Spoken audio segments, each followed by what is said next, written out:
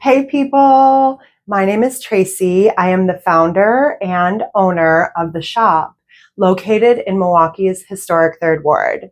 And this is the conversation that I want to have. Today, we're talking about setting up the sauna so that it's perfect for you upon arrival. Now, don't get it twisted. This is going to be for my sauna session. And I'm not going to lie, I tend to be a little bit more casual when I'm here at 5 in the morning getting myself set up. But I wanted to make sure that I could show you exactly what the space would look like when you come in. So to start, I turn the sauna on by pressing and holding the power button for about 3 to 5 seconds. At first, I was a little bit confused, and I'm one of the people who does this. So I was like, it's broken, it's not working. And then I realized I had to be patient, as with many things in this world. Go figure. So I turn the power button on, and then I'm immediately going to adjust the temperature so that it is sitting at 120. Now, a lot of times guests are a little bit nervous about the heat being a little bit high. And while a traditional sauna is going to be around 170 to 190 degrees, the infrared sauna can be set as low as 85 degrees. So for people who are really worried about overheating, I do tell them to start it much, much lower, or even to get in while it's starting to heat up in the first place. I like to start the temperature at 120 and increase to the max temperature 165 over the duration of my time that I'm in there. From a lot of the research I've done, it shows that the infrared benefits are most effective. You're going to receive the highest amount of benefit from a temperature range between 120 and 160. So I always tell people, you don't need to get all of the infrared benefits the entire time you're in there, or at all if you prefer not to. You can just have some warm air. And in the middle of January in Wisconsin, when it's like -6 or 8 or 20 degrees, you can always use the space just to get an 85-degree temperature. It is wonderful.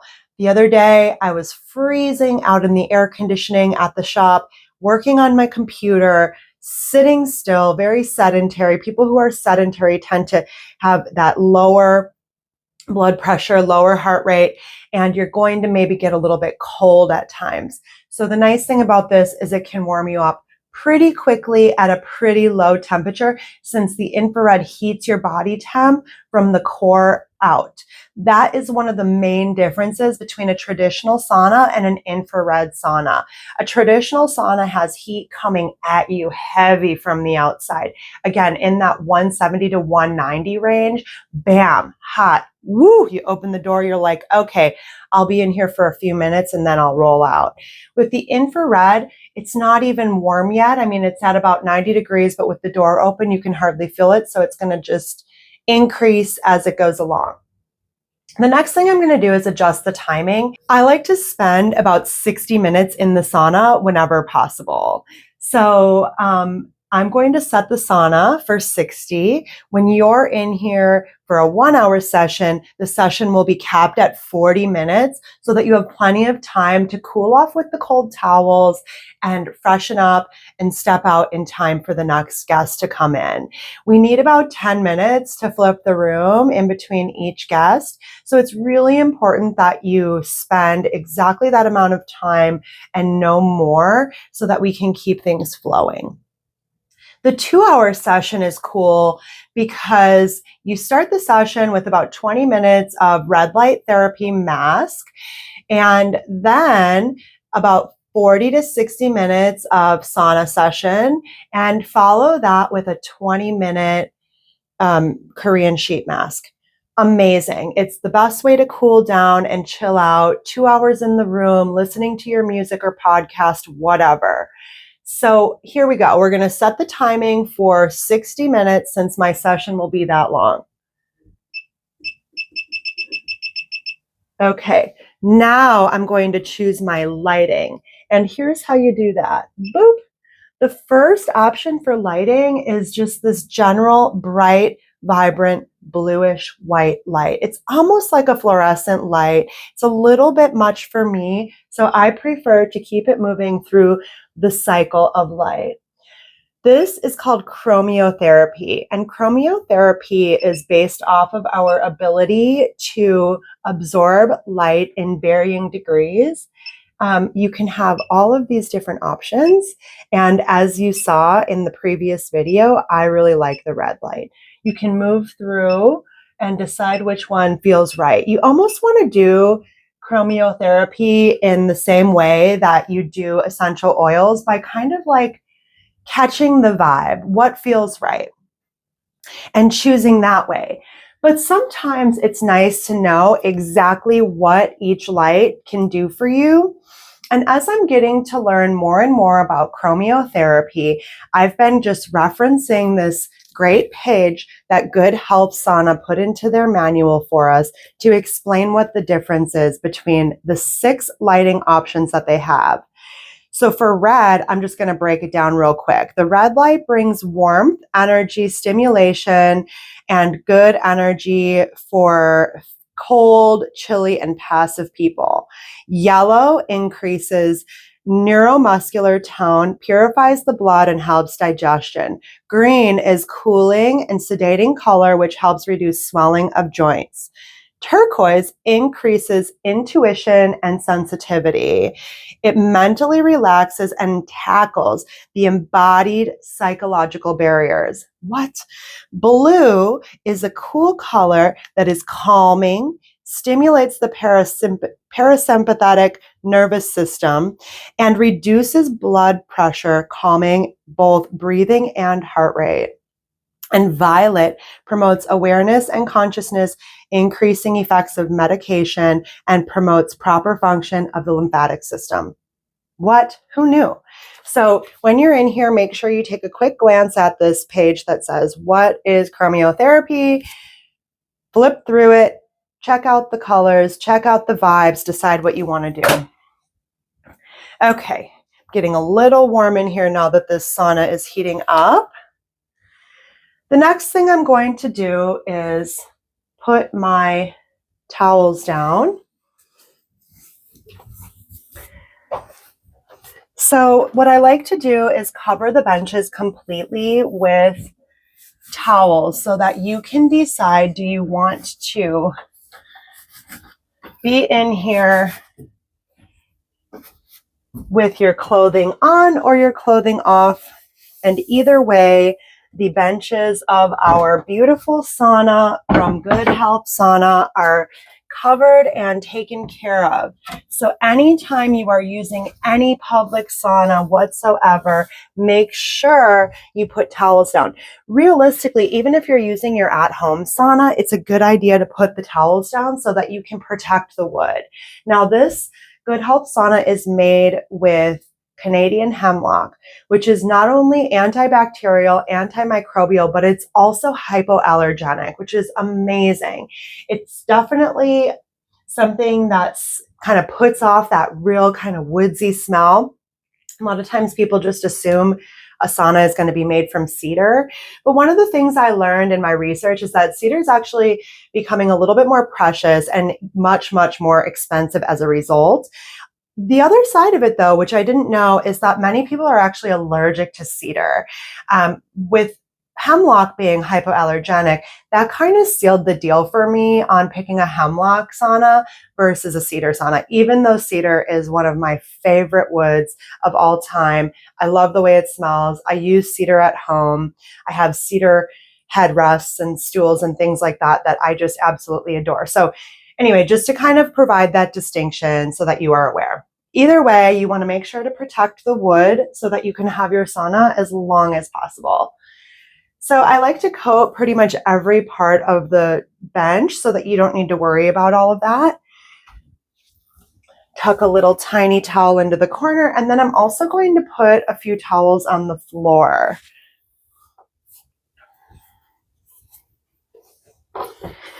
And there's 2 reasons to put the towels on the floor. One is you are literally going to sweat from head to toe. So surprisingly, it doesn't seem like, oh, my legs are sweating.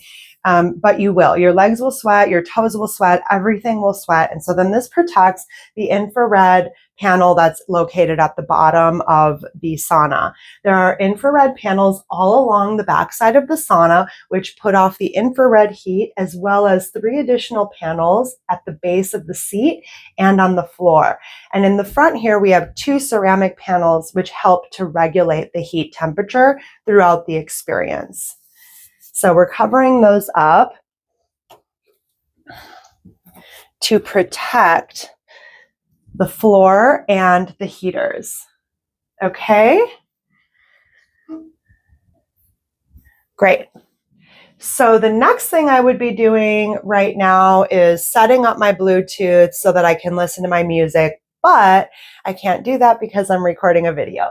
There are 2 speakers located inside. The sound is amazing, and it gives a really good opportunity to kind of drown out anything happening in the shop, although we do have a white noise machine as well that helps with that, which I can turn on here. Boop.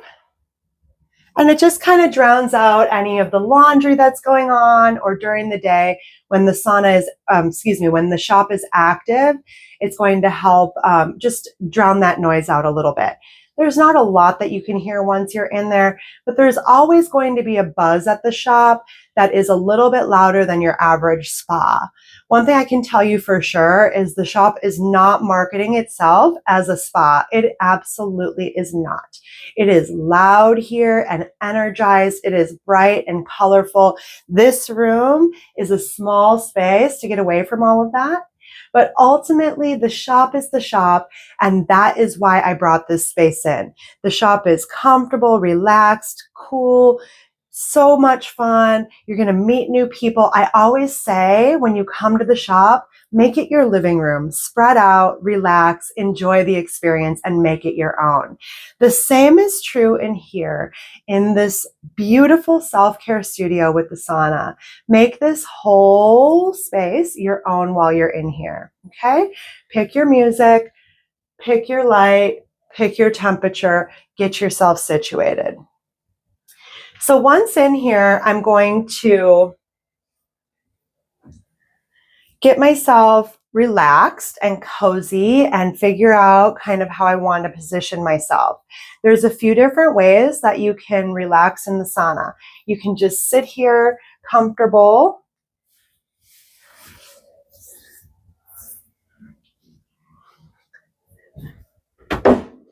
Like so, right? You can sort of lay back onto one of our cedar headrests with bent knee, like so. And you can even kind of place your heels on the back of the wall so that you can get really comfy. I like to do this for a little bit of additional drainage in my legs and just relax as long as I can. Something else that I really enjoy doing is not looking awkward on camera. I like to sit down here right on top of this heater and do a little bit of cross-legged meditation every so often. I place my elbows right on top of the bench so that I can sort of spread my shoulder blades and allow my shoulder blades to kind of come down. I'm a hairdresser full time, so my shoulders tend to get a little bit tired by the end of a week. So I like to just kind of give them an opportunity to relax. And at this space, I may just sit and listen to my music or listen to a book and just kind of zone out a little while. Sometimes making a little bit more movement possible, doing some light twisting, etc. So from here, I like to turn off the light so that I can thoroughly enjoy. I like to light a candle, which is located right here, just for some good smelly vibes. And I like to think about what I'd like to release in the sauna today. I have mostly been having some good vibes lately. So it's not like I feel like I have a ton to release, but there's always something. What in my week set me off a little bit? What was the situation that I couldn't quite get a grasp on this week? Can I contemplate that while I have a little alone time in the sauna? Can I work through those issues? Can I work through those thoughts? You know what? I really think I can. So I think in the moment, what would I like to release into the sauna? What would I like to gain from the sauna? And then I proceed with my session. Make sure you have tons of water. Boop. Make sure you have all of your accessories ready. I'm going to bring my backrest in as well. I like to prop the backrest right into the corner so that I can sit down and do wide-legged forward fold. I will give an example of that as well. So I just kind of rest here, boop, boop, and I kind of hang out. Make sure you've got a couple extra towels for sweat, and make sure that you close the door. Thank you so much for getting the sauna ready with me today. It's fun to have an audience while I set things up, and it's really fun to show you what's going on in here. I hope to see you soon.